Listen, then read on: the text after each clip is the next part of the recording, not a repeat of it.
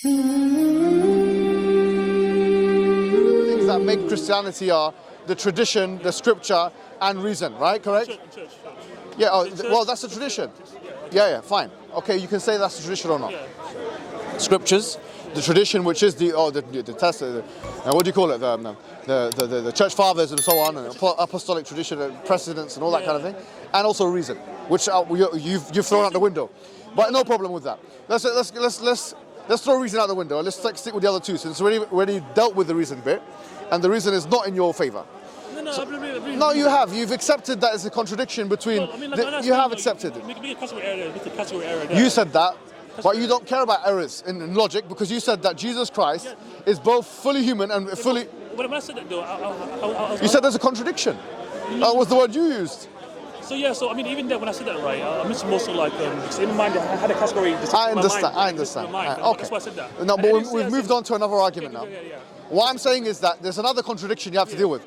So now I'm telling you what contradictions you have to endure. Contradiction number one, as a Christian, if you're happy to die as one, okay, no problem. The first contradiction you have to endure is that you have this person of Jesus Christ who is meant to know all but have limited knowledge at the same time. Be all powerful but not have power. One is the divine nature you're calling it. You can call it what you like, but there are two set of contradictory attributes. You said it on camera. You said it. These are contradictory. That's fine. So you have to endure those contradictions. No problem. Let's put that to the side. Secondly, also paradoxical. But the thing is, those contradictions create a paradox, not necessarily a kind of contradiction. They cause a paradox. You're using language, syntax, to try and escape the reality, all right? No, paradox... No, paradox is a very precise word. Do you not agree? Paradox is a very precise word. I don't think it's... Why is that paradox and not... Are you saying that, first of all, you're saying a paradox is always different to a contradiction? Because you can have a paradox which is a contradiction. If it's a contradiction, there's no paradox. I don't agree. Sometimes you can have a paradox. There's a book written by Jim Khalil about logical paradoxes and stuff like that. What's it called? I don't know what it's called.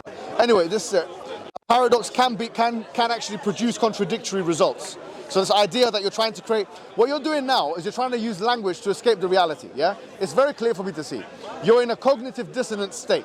You are uncomfortable at the fact that on the one hand, you realize that you can't actually reconcile these things, but on the other hand, you are emotionally connected to the religion of Christianity. I'm saying that there's a way to free yourself from this. And I honestly want the best for you, bro. I know I was a bit rough with you before that, and I apologize. I apologize. But at the same time, I want to say to you, look, I was telling you about the hellfire, but there's also Jannah, heaven. I'm saying that virgins and all that kind of stuff, which I'm sure you're interested in women. Are you interested in women or men? Yeah, women, sorry. You're interested in women. And do you have a sexual urge? Or do you have libido or no libido? I have very high libido. Okay, fine. So do you find sexual practices enjoyable or not? I'm a human being, yeah. Oh, great. So then why are you making fun of something which you find enjoyable? It's like saying, let's mock the fact that human beings need to eat as well. Of course, we have to have sex. We enjoy it. Every human being enjoys it. You do that. You make fun of Jesus because you have to go to the toilet. I don't make fun of him. I would never make fun of Jesus Christ. I'm not allowed to make it. The idea that God is doing these things. No, I'm saying this. I'm not making fun. I'm saying that you can't have a God that goes to the toilet, or that God that's born out of a mother's womb. Why? Because of the thing I just told you. If God is all powerful, if God is beginningless, he can't be beginningless and have a beginning at the same time. This is a contradiction you are going to have to endure. Only if it's in the same way. It's fine. But I'm saying you can go to heaven, which you believe in heaven, right? Of course, yeah. And you believe that you can get whatever you want in heaven, right?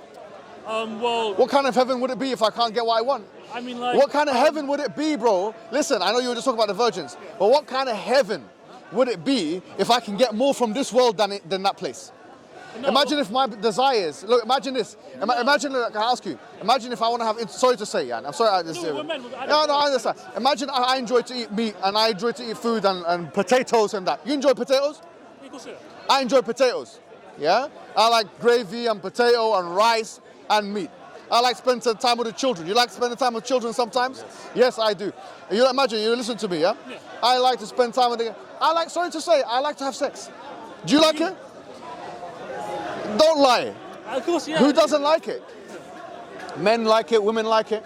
So, yeah, of course. I mean, I wouldn't be able to do it otherwise, right? One wife or more than one? That's a separate discussion for a separate... I'm only kidding. But what I'm saying is this, is that imagine now, if I enjoy these things, these are carnal desires. I want to enjoy myself. Yeah. I want to go to a place where there's all enjoyment, all happy, but I can't even get in that place what I was getting down here. It's a downgrade then. What kind of heaven is that? I don't want to go there.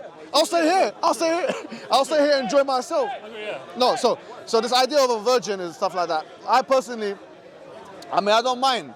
You know, which means that she's, for me, the woman is for me, she has not had any sexual intercourse with other men in the past. In this dunya, I don't care, to be honest, whether she did or she didn't. But anyway, look, well, maybe me and you have similar tastes. You like the potatoes, you like the rice. Maybe, you know, what country are you from? Ethnically Congolese. A very beautiful country, you know. You're different, isn't it? That's correct. You know a lot about me already. Marhaban, you know. Thank you. Now, I'm saying to you is that the first, so this thing about, you know, virgins, I don't even know why people use it as an argument. I think it's an argument again. The same person, sorry to say, let me just close it, let's close the lid of this, yeah? The same people that are talking about, oh, in Islam, you guys believe in the virgins and all this, yeah? He's going home and watching pornographies. And he's, I'm not saying you do, because it's not allowed in Catholicism. Even masturbation is not allowed, correct? Yeah. Because you're not even allowed to, which is the same as in Islam. For the most part, other opinions. Mutual masturbation is like when you have sex with a wife. Yeah, you believe that, you know, this, you're killing the children or something, you know, by doing it.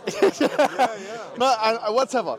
What I'm saying is, the same people that you'd hear, oh, you believe in, I don't know how many virgins in heaven, they are using escorts. Sorry, they're using escorts. They're calling, oh, can you come to my hotel? I'll pay for your fare. No, it's perfect. No, that's not.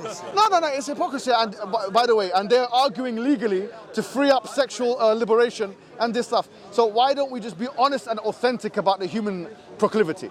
We have a proclivity to sexual intercourse. That's the issue, though. I think the issue Here's the issue, because you talk about 72 virgins. No. What if I want 100 virgins? I mean, in your Jannah, in your heaven, I wouldn't even get one, maybe. What kind of place is that? I don't want to go there. I'll stay here, mate. That's the thing, though. I'll stay here. I'll go to my house. I'll have more fun than your Jannah. I mean, like, let's say someone in heaven here wants children to sleep with. Is that okay? Say again? Say someone in heaven here wants to have sleepy children. Is that okay? Sleep with what? Children. No, because we wouldn't have desire to do things which are unethical. I agree. Great. But why is it unethical to be with a woman that you love and that she loves you? Is it ethical to have more than 4 wives? Is it ethical to have more than 4 wives? More than 4 wives? Yeah. It's not unethical. It's not unethical. It's not unethical to have more than 4 wives. In your faith? Yeah, I'm saying it's not unethical. So God's there's nothing intrinsically. Look, I'm answering your question. There's a difference between There's a difference between intrinsically ethical / unethical versus it's ethical because the command says it. It's allowed. Yeah. So if I say, look, if I had 10 wives, just like David had 300 in your book, yeah, 300 wives and 700 concubines, yeah, he's going. It's going half. No, okay, whatever. Or Abraham has to, but whatever. I don't think there's anything intrinsically unethical about it. I don't have an issue with it. Yeah. Okay? But if I say that, look, I'm restricted because the Sharia says I'm only allowed to have 4, then the degree to which is unethical is only because I'm going that, yeah. Are you saying there's the difference between good and bad, things that are intrinsically good and bad, and God's command? So God's command can be something that... Yeah, that's my view. That's not. There are 2 views in Islam. There's the divine command theory, and these are like the 2 forks of the Euroflow's dilemma. Okay. You know Euroflow's yeah. So for me, I actually take Aquinas' view on the matter. Epic. You see, which is the same as Ibn Taymiyyah.